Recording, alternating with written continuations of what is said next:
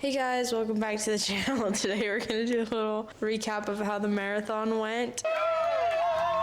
Saturday afternoon, which was the day before the marathon, Kel wanted us to play a round of disc golf, and so I was a little bit nervous because that requires like running and just really easy to sprain an ankle, and I just really wanted to make sure I was ready for race day. So went into that just feeling a little nervous, and we ended up playing maybe like 7 or 8 holes, and there was definitely some drama as far as like how long we should stay and which holes we should play. Stage 1 would be pre the race, waking up in the morning. Good morning, it is marathon morning. We are making some oatmeal, and Val is getting her stuff all together. I'm about to cut up some oranges. Still drinking my coffee. Your hair looks cute. And getting ready for the race. I think we got up at 4 a.m. We kind of, for the most part, did a normal routine. I think coffee was the first thing you had, so that way you would have it in the system. I had a matcha early on. I think I drank about a quart of water before we took off. We also ended up having, what was the breakfast item we had? Oatmeal. We had oatmeal. Perfect. I had oatmeal with brown sugar, and that was it. I think Valerie did something a little different. Well, I like to read my Bible in the morning, so I got up in time to do that. And then Andrew basically just got ready and then went up to his office and then didn't really think about like what needed to happen before we left. And then Raquel just started like, you know, doing her morning thing, and then I came downstairs and I was like, well, the oatmeal isn't on, but anyway, so I made everyone oatmeal and had that, had honey and cinnamon on it. Just some good complex carbs. Yeah, and then we also, I think you and Raquel put together a little electrolyte mixture. We did the molasses, lemon juice, and honey with water mixture again that we do with the 20-miler. So Raquel put those into 4 jars, about 4 to 6 ounces of fluid in each jar. The marathon started at 7. We took off around 5:50 and got there around 6:10 to 6:15, and we did not need to get there that early. Well, I think we did. I thought it was good because got there, and then Raquel had to find where to park, and then we got in line for the bathroom and used the restroom, and then we basically went back to the car, and I decided I had to use the restroom again. But by that time, you know, there's another line, and people already like walking over to the marathon start, which was a couple 100 meters away, and so we had to like actually walk there. So then I got nervous and I decided we should just run and not go potty again. About 180 runners for the marathon itself, and literally when we showed up, it took like 15 minutes to use the bathroom because it was a full line. It's also really cold out, Yeah. so that was nice, and really windy too. So we lined up and kind of stood there for a couple, minutes, and then we basically just started. It was really anticlimactic.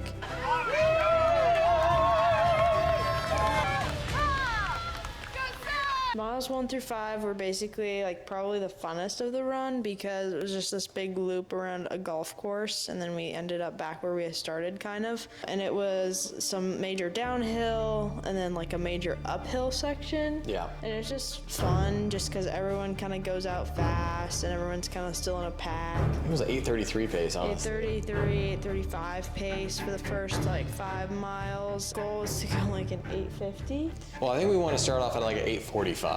Yeah. So we could have a little bit of buffer. And I was listening to music. Andrew wasn't listening to music. The whole time, 26.2 miles, no music. Yeah. We just got to our first stopping spot. Nobody else is here as of right now. We should be at about the 6 mile mark. Oh, it just started pouring. It just started raining.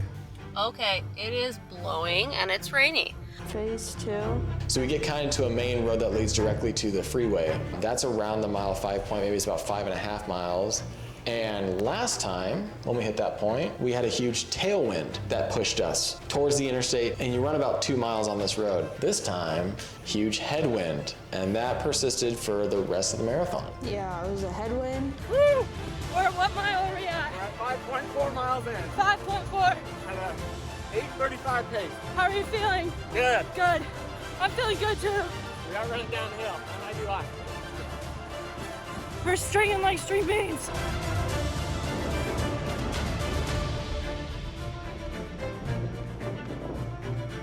Guys, we just had our 3 fastest runners come through. You just saw them on the camera, and I just am seeing 2, 3, about 2 more runners just turned the corner way up ahead. I would say that's our fast group. Oh, number 3 just rounded the corner. 4 just rounded the corner. So yeah, looks like the fast people are coming through at this point. Good job. All right, guys, I think we had about 6 to 7 runners go by. Looks like we have a group here up ahead.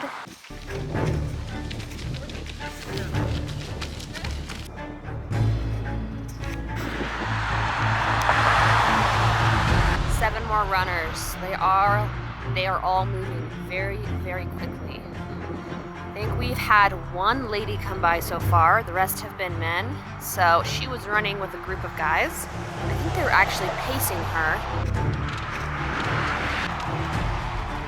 Our 2nd place female coming in, and our 3rd place.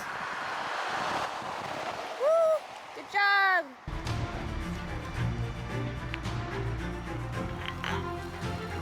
Good job!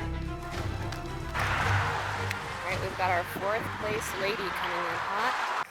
I think we have 5, 6, and 7th place for our ladies division coming in right now. And then we have a huge gap. There is no one else after this last group you see coming up on this first 6 miles. Alright, we have another group coming in slowly. Okay, we must have just had 20 more people come around the corner. Okay, I see them coming, and in the spirit of transparency, I'm gonna have to put the camera away because I will be running with them while they drink their electrolytes. So I will check in with you guys. They're right down there, coming in with pink shorts. So I will check in with you guys soon. Okay, they drank maybe half, not even, and took off. But miles 5 through 10 were kind of at least the first couple bit, 6 through 8 were mostly downhill. Yeah. So they were just really fast miles, and then we got to the Centennial Trail, which took us all the way to Spokane, and that's kind of flat, but 5 to 10 were just really quick miles. I felt like they just went by fast, and personally I wasn't thinking about much. I was kind of just listening to music and having a great time, and I wasn't hurting at all, so that felt pretty good. Well, in phase 2 is also where we saw Raquel, because she was there with the electrolyte mixes. Also went my first bathroom break at mile like 6 Yeah. or 7 or something. Yep. Just, it was really fast. It was like 10 seconds or less. There was a really And Raquel was like, here, you have to drink all of this. And it was just so much liquid. And so I did really good. I got like through most of it, but she did way too much liquid. So When did you have your first snack? I know you had a salt like in phase 1, 2 miles in, right? yeah, I don't know. I don't really remember what I did for fueling. It was kind of a problem because I had these little salt sticks that were one flavor, and then these little, Peach flavor? goos that were another flavor, like gels, and then Raquel these like molasses drinks, and honestly, I was like, ugh. By like mile 10, I was like, I'm tired of this stuff. This is nasty. Yeah. How many miles are we in? We are 10.36. How are you feeling? Feeling good. 8:32 pace. We're going a little faster than we thought. We should be. Let's be honest. Okay. Let's go. Okay, good stuff. Honestly, I've been so confused. I'm heading to the second meetup spot, and where I thought we would be meeting up is definitely not where we are meeting up. So I'm gonna go, to where we're actually meeting up, which is much further down than I originally thought. I see the trail. I see a ton of people sprinting down that trail. People are moving, so. All right, folks, just pulled in. I'm gonna possibly try to use the restroom if possible because I kind of have to pee. And so the bathroom situation at this place is literally non-existent. The outhouse was locked, and the other bathroom was disgusting and didn't have a lock on it. So the second I went in, a guy tried to come in as well. So I decided I'm not using that bathroom. So I'm just gonna have to hold it. Anyway, we are here next to the river, and I am just watching people climb up this hill in front of me. There's been a couple people. People are really going quick up this hill. I mean, they are pumping. So I'm not expecting Val and Andrew for another 10 to 15 minutes. We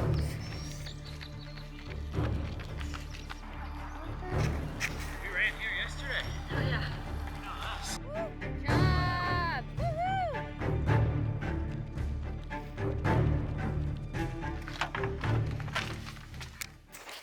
Sorry. This has been chaos. Just met them. They were looking good.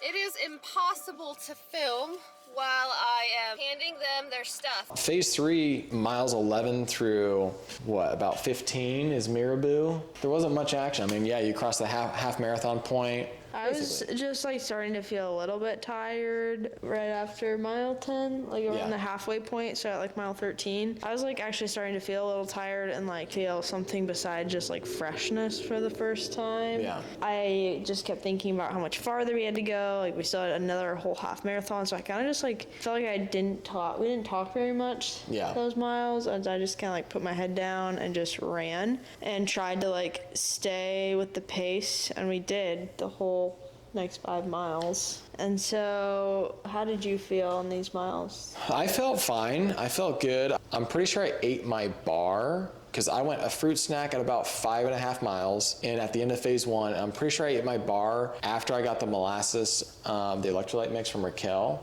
because I wanted to have that before I ate the bar because I didn't want to be like eating it and then have the sweetness and then pile the molasses on. My feet were starting to hurt because I wore shoes that I didn't break in really that good. Yeah. I was like starting to like feel a little bit of blisters. We just kind of kept going the same pace. Yeah, end of phase 3 would be Miraboo. We saw Raquel, got our last bit of electrolytes.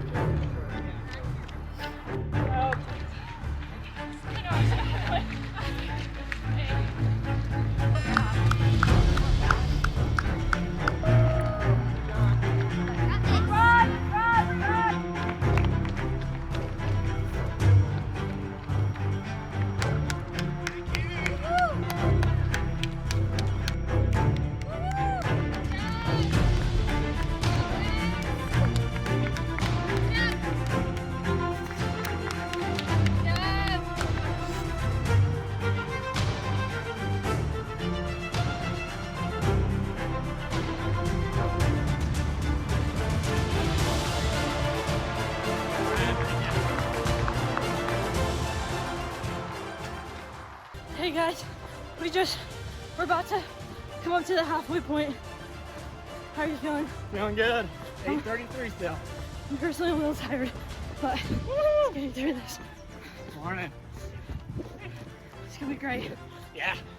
and then miles 16 through 20. Things changed in that phase. Well, at the end of mile 16 was like, okay, I have made the decision that my feet really hurt and I wanted to change my shoes. And so I told Raquel to like bring other shoes, which would have been at mile like 18 or something. It was more the fact that I was hurting enough mixed with the fact that I knew I had another 10 miles. Correct. And this lady ran by us. She's like, only 10 miles left. And I was like, you're kidding. And the fact that we had 10 more miles, I like mentally gave up a little bit, which was really unfortunate. I wish I wouldn't have done that. And I decided, I'm just gonna take a walking break.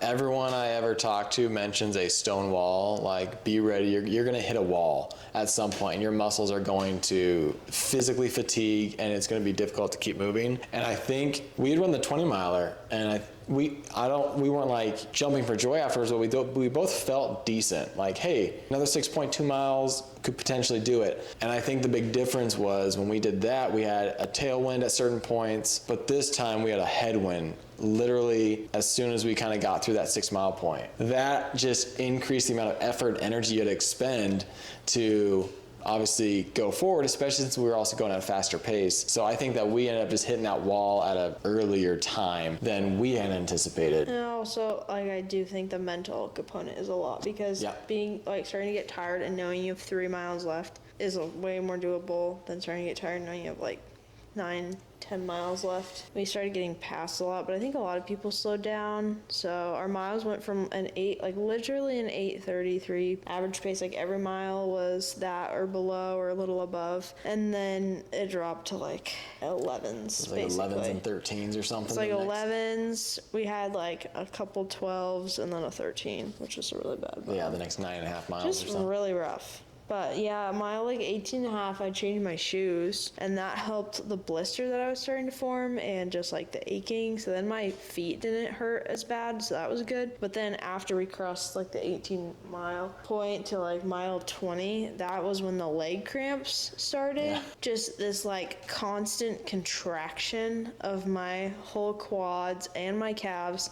And when I started to walk, it hurt worse than when I would run for some reason. That's when they'd really start to cramp up. So I'd run and I'd be I'm really exhausted. And so I'd walk and then they'd start cramping and I'd be that hurts. And then I'd want to run. And it was just this awful cycle. Okay guys, it's total chaos. We just got back to the house. I just got back to the house. I'm expecting them to be running by our house in about 15 minutes. So Valerie wants a new change of shoes. I am going to be quickly getting electrolyte water for both of them and new shoes for Valerie, and then I'm going to be running down there to meet them. So I'll catch up with you guys later.